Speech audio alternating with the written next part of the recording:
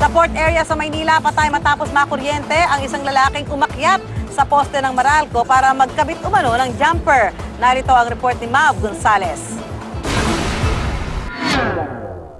Wala nang nagawa kundi umiyak ang mga kaanak ng lalaking ito habang binamasdan siyang nakasabit sa mga kable ng kuryente sa port area Maynila. Patay si Randy Lavape matapos umakyat sa poste ng Meralco at makuryente kaninang madaling araw. May tao nakabitin sa poste ng kuryente. Kaya bigla kami nag-responde doon. Nakita namin, nakabitin na po. Medyo gumagalaw pa. Yun tumawag kami ng Meralco na para makuha yung utang. May tumawag na lang sa amin na nakasabit ito doon sa kuryente.